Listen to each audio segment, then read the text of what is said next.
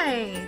So, this is the first week that we are doing completely online learning for our distance learners.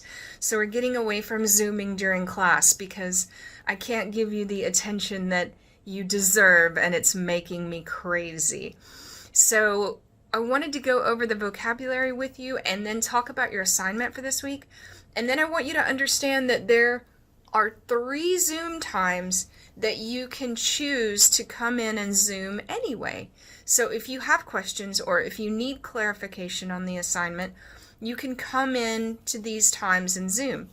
Those times are Monday, Wednesday, and Thursday at 2 o'clock. Okay?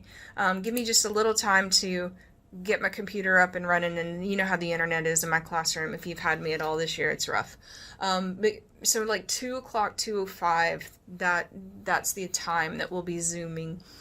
Those Zooms are completely optional on Mondays, Wednesdays, and Thursdays at 2 o'clock. So they're completely optional. However, if you come, I am going to keep a list of everyone who's coming, and you will get extra credit. So we'll do extra credit each week. It's just like a free daily grade just for coming to the Zoom to ask questions or get clarification or say, hello, I enjoyed watching Phantom, or whatever it is that we're doing that week, okay?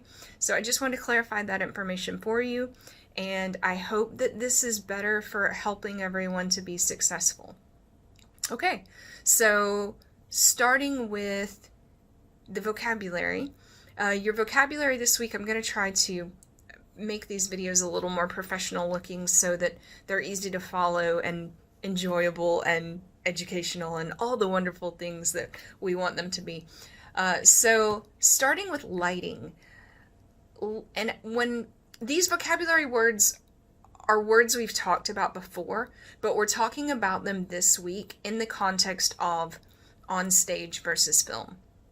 Okay, so lighting on stage is obviously more limited than on film, because on film you could go outside and use the sunlight if you wanted to, and you've got these big reflectors that they hold up sometimes, and that even reflects the sunlight towards the actors. So you've got a lot more choices on film than you do on stage, which is pretty common for just about everything. The people that watch theater and go to live theater like it because it's live, because the entire story is being brought to you in the room, which is really fascinating to a lot of people, including me. So lighting, what we're just going to say for this week is lighting is more complicated,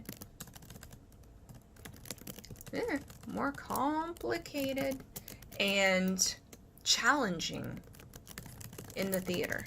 And we find that about most of these things, okay? Same thing with sound. Sound, is more challenging in theater. Your actors have to be mic'd, and they have to be mic'd in a way that is efficient and successful, because if a mic goes out, the audience can't hear you. We can't just start over and make sure that mic is working. It has to be something that we just sort of fix along the way. So sound can be more challenging as well.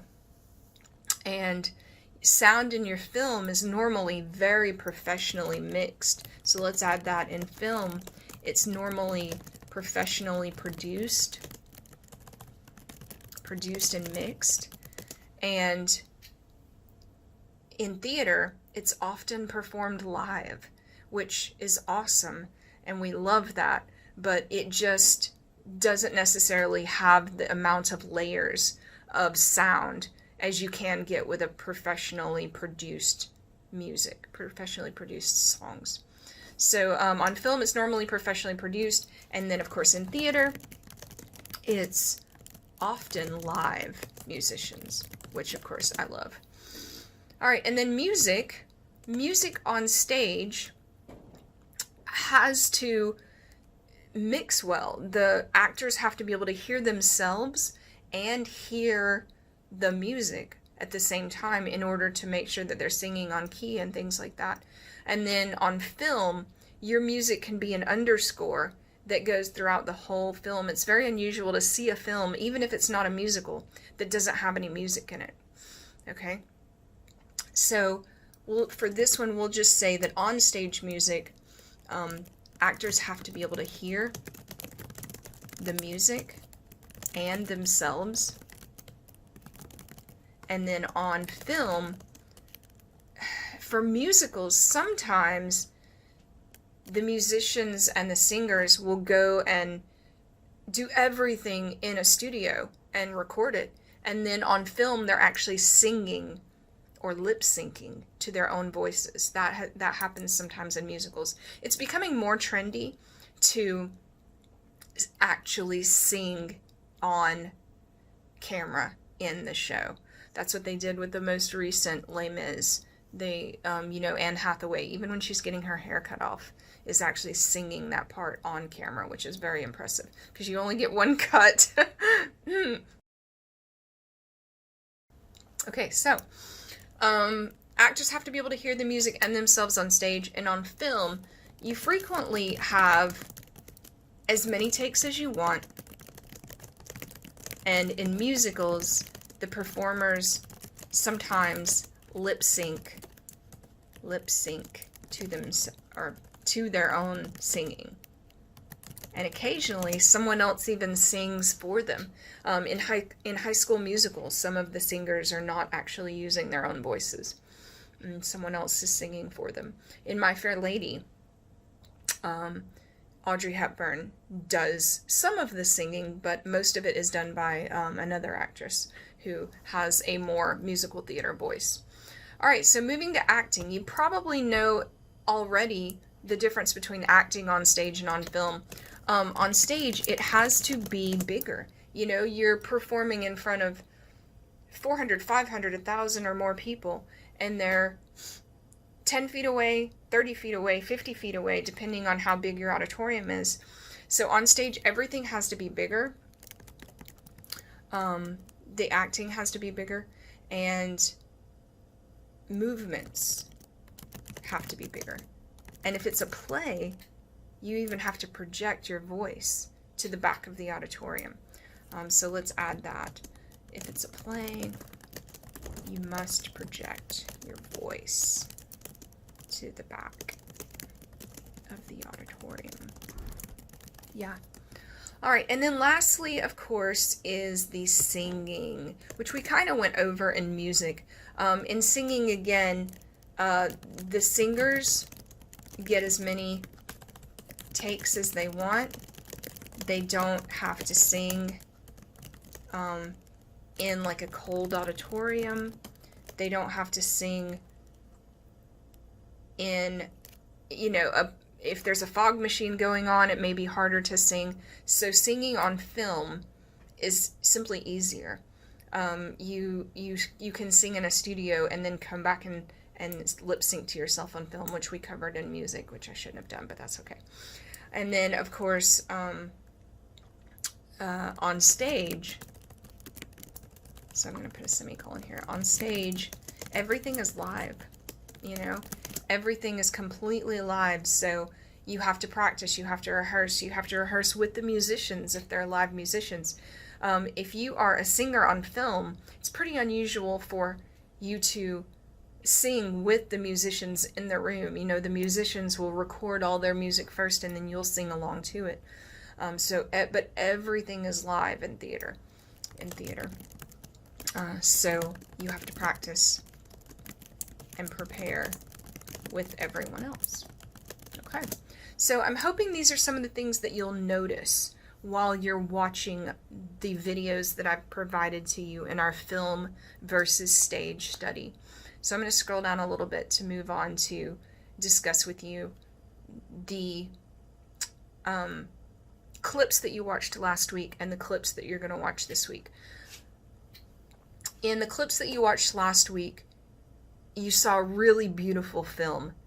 Phantom of the Opera, that was made in 2004 or 2005, is an absolutely beautiful film. And it was produced and directed partly by Andrew Lloyd Webber, who wrote Phantom of the Opera.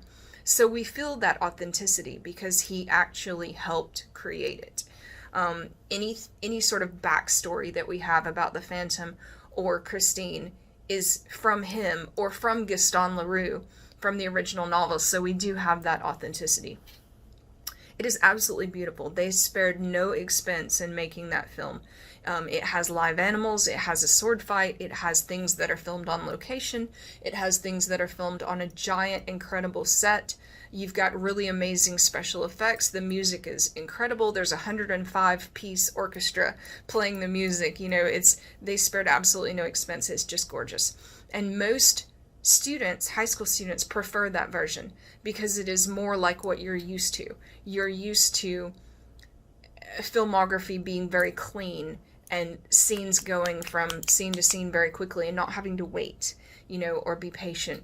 And sometimes you have to be patient in theater for a scene to change. It doesn't change in 1 second. You may have to focus your attention somewhere else while it changes. And then you saw some of the stage version, and to me, the stage version is more impressive than the film because it's just as beautiful with just as many amazing actors and special effects, but it's all brought to one room in the Royal Albert Hall. So I hope that was impressed upon you, that that's quite a challenge to do that, even though they have a lot of money, and I mean a lot of money. So I hope that you enjoyed watching the stage version and the film version. This week you're going to watch some more of the stage version and the film version, and I want you to notice the settings of them, and I want you to notice the singers and the performers, and I really want you to pay attention to the acting this week. And then I have some questions for you to answer, just like last week. So you have 4 clips to watch. The songs are All I Ask of You, Masquerade, and The Point of No Return, and then you'll watch the remainder of the film version of The Phantom of the Opera. And then I have some questions for you to answer. But that is really all we're doing this week, so I hope this video is helpful to you, and I hope that doing class this way is a little better because I can give you my attention and completely talk to you at home, and I miss you so much. And then when I'm at school, I'm not fiddling with my computer and I can give my attention to my students in school. So this is my planning period right now, and I'm recording this video for you. So I hope this is useful. So again, 3 things for this week. 3 things to remember. 1, write your vocabulary in your notebook as always, because we're going to have a quiz in a week or 2. Number 2, watch those links that I sent you. I'm going to send them in your email again, and of course I'm going to post them on shstheater.net, which is where all your assignments are, always. And then number 3, answer those questions that I sent you. I think there are 8 or 10 this week. So answer those questions and email them back to me. And then I'll have a look at them, and then I'll put you a happy little grade in the grade book, and then we had class, yay! Now, what if you still have questions? You can Zoom. You can Zoom on Mondays, Wednesdays, or Thursdays at 2 o'clock. And the Zoom link is going to be the same every single day for every single class. And you can pop in and ask questions, and I can clarify information for you. Please don't pop in and say, what are we doing this week? That's what this video is for.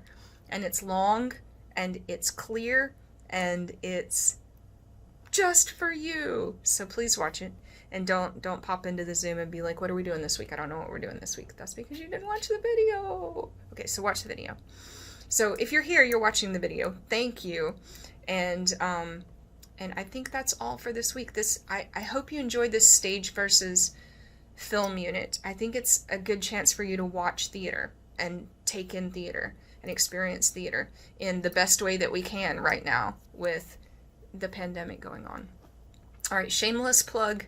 We do have a play in about 2 months called Clue. It's going to be awesome. It's a comedy. It's going to have really good actors in it. We had 30 students audition, and they were all awesome, and it was really hard to cut people for callbacks. But thank you for coming. Thank you for watching this video.